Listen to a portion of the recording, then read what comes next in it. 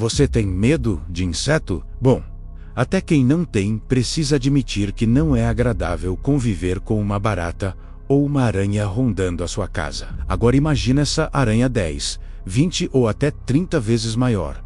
Essa era a Terra no período Carbonífero. Há 300 milhões de anos atrás, o nosso planeta era um verdadeiro pântano gigante, com insetos imensos voando e rastejando por aí. A partir de agora, o nosso canal vai fazer uma série de vídeos sobre os momentos mais incríveis da história do nosso planeta. E antes da gente embarcar nessa primeira viagem pelo tempo, se inscreva se você ainda não é inscrito no canal e ativa o sininho para não perder os próximos vídeos. O que foi o período Carbonífero? Uma Terra sem dinossauros, sem mamíferos e muito menos seres humanos. Sim, essa Terra já existiu e é o mesmo planeta que você vive hoje. O mundo em que a vida ainda estava testando as possibilidades, fazendo experiências com formas, tamanhos e adaptações completamente diferentes do que a gente conhece ou acha que sabe. Um dos capítulos mais únicos da história do nosso planeta foi o período Carbonífero. Ele começou há cerca de 359 milhões de anos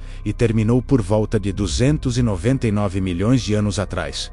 Ou seja, durou uns 60 milhões de anos. Tempo mais do que suficiente para rolar muita coisa estranha e, é claro, fascinante por aqui.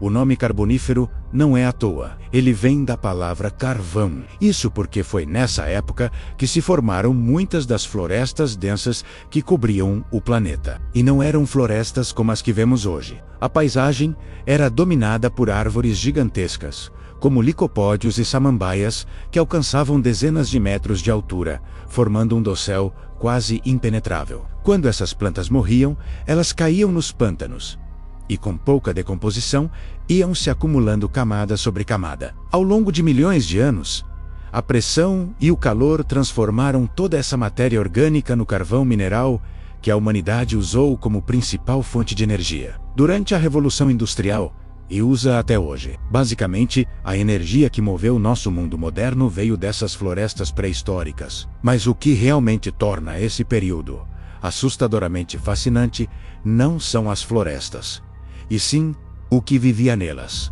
O ar do Carbonífero era muito diferente do nosso. A atmosfera tinha cerca de 35% de oxigênio, enquanto hoje temos aproximadamente 21%. Esse superoxigênio, produzido em massa por aquelas florestas gigantes, funcionou como um combustível para a vida. E para os insetos e outros artrópodes, isso significou uma coisa: crescer.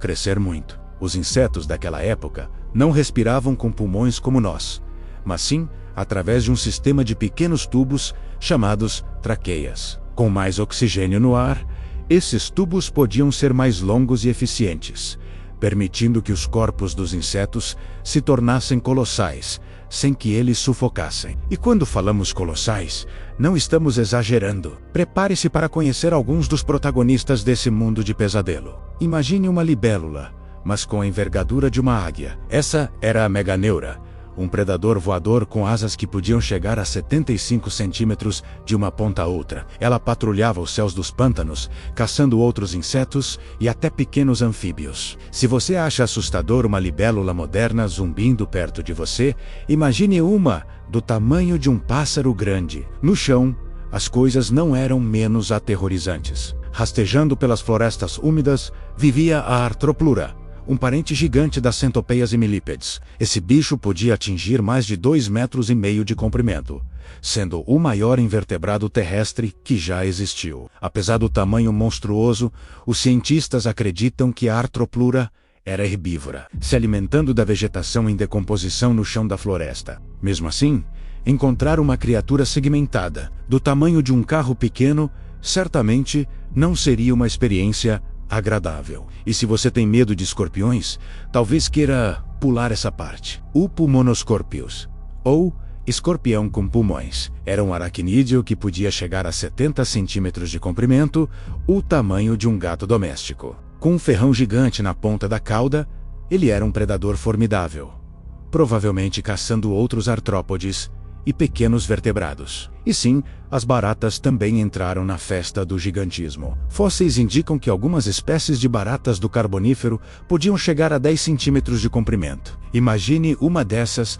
correndo pela sua cozinha. Mas como todo bom capítulo da história da Terra, a Era dos Gigantes também teve um fim. Após milhões de anos de estabilidade, o clima do planeta começou a mudar drasticamente. O mundo ficou mais seco e frio. Aquelas imensas florestas pantanosas começaram a encolher, e com menos plantas para fazer fotossíntese, os níveis de oxigênio na atmosfera começaram a cair. Para os insetos gigantes, essa foi uma sentença de morte. Seus corpos enormes, que dependiam daquele ar superoxigenado, não conseguiam mais se sustentar. O sistema de respiração por traqueias se tornou ineficiente, e eles simplesmente não conseguiam mais obter oxigênio suficiente para sobreviver. Os gigantes caíram, dando espaço para outras formas de vida, menores e mais adaptadas ao novo mundo que estava surgindo. Hoje, tudo o que resta desses monstros são seus fósseis, que a ciência moderna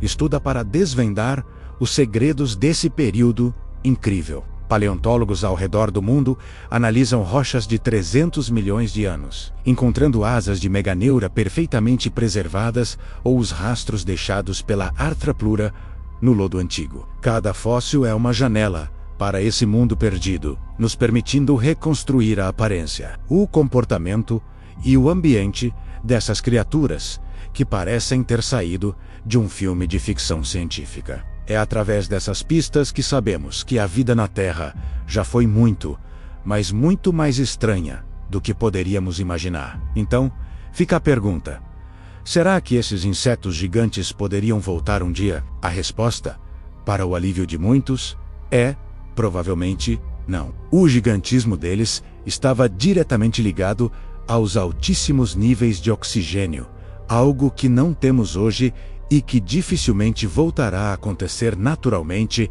nas mesmas proporções. Nossos 21% de oxigênio simplesmente não sustentariam uma libélula do tamanho de uma águia. Os insetos de hoje são limitados pelo nosso ar e, por isso, se mantêm em seus tamanhos familiares e, para a maioria de nós, muito mais gerenciáveis. O fim do Carbonífero marcou o fim da era dos artrópodes gigantes, mas abriu caminho para a ascensão de um novo grupo de animais, que viria a dominar o planeta de uma forma nunca antes vista. Mas essa história, sobre o que veio depois, fica para o nosso próximo vídeo.